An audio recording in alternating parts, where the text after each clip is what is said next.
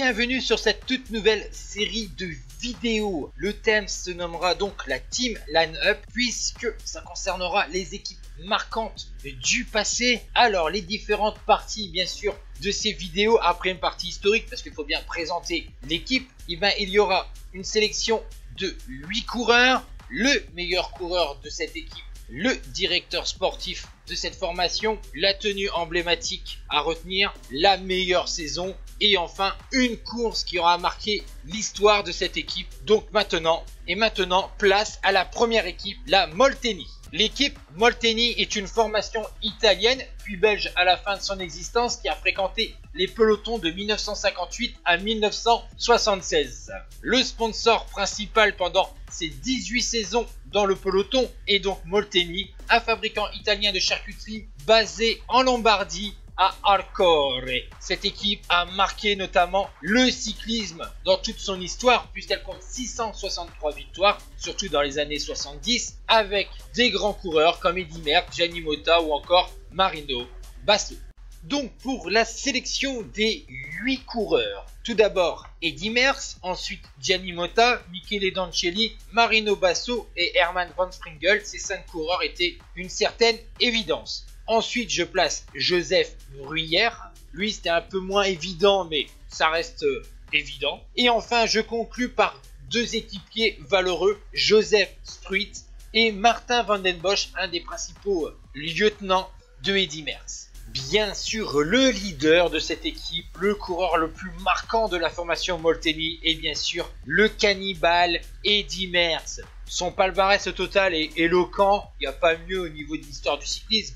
525 victoires, 5 Tours de France, 5 Giro, une Vuelta. Il a couru 6 ans au sein de la Molteni en 71, 72, 73, 74, 75 et 76. Auparavant, il avait couru pour Peugeot et Faima. Au sein de l'équipe Molteni, il remportera quand même 2 Tours de Lombardie, une Flèche Wallonne, 4 Liège-Bastogne-Liège, 4 Milan-San Remo, 2 Amstel Gold Race, 1 Paris-Roubaix, 1 Tour des Flandres, 20 étapes du Tour de France et 3 classements général, 12 étapes du Giro, 3 maillots roses, 6 étapes de la Vuelta et le classement général, sans oublier ces 2 titres mondiaux.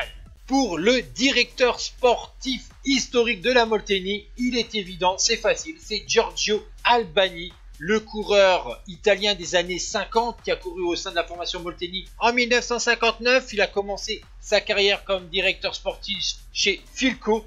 Et ensuite, il a été chez Molteni de 1961 à 1969. Il a pris une petite pause et il est revenu en 1972 jusqu'à 1976. Il a été donc le directeur sportif des grandes années d'Eddy Merckx. Il a aussi la longévité au sein de la formation Molteni puisque d'autres directeurs sportifs marquants comme Driessen n'est resté qu'1 an, Le Lang 4 ans et Fontana 2 ans.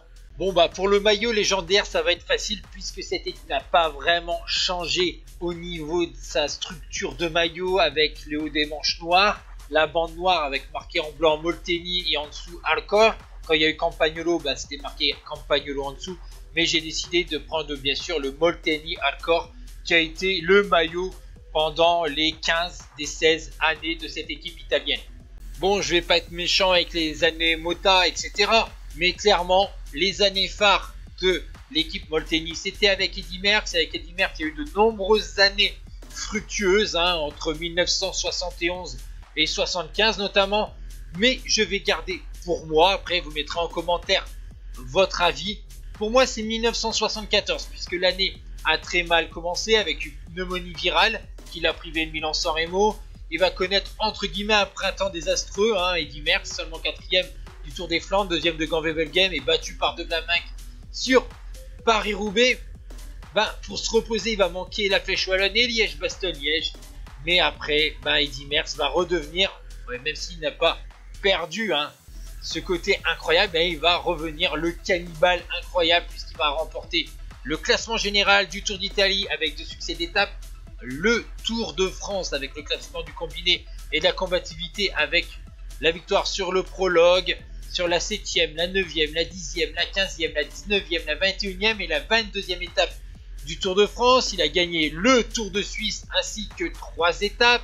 L'escalade de Montjuic, c'est pour vous dire incroyable.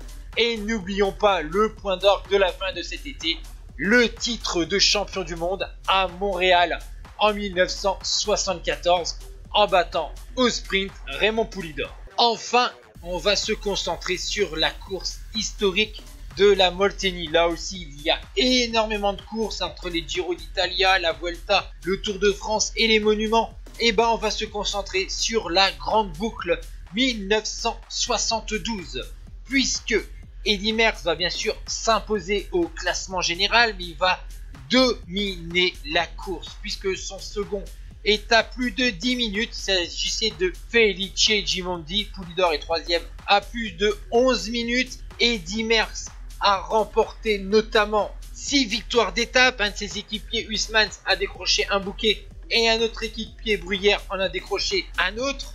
17 maillots jaunes pour Eddy Merckx lors de cette édition. Il a remporté aussi le classement par points. A noter qu'au classement général, Swerts a fini 14e et Van den Bosch 15e. Aucun abandon à signaler au niveau de l'équipe du Cannibal dirigée par Giorgio Albani et Robert Leland. Merci d'avoir suivi cette vidéo, j'espère qu'elle vous a plu avec ce nouveau concept. Et si vous avez des idées pour améliorer justement ce nouveau concept, n'hésitez pas dans la barre de commentaires et abonnez-vous. Et bien sûr, je vais continuer à faire des vidéos sur les courses du passé et les courses du présent. Ciao tout le monde!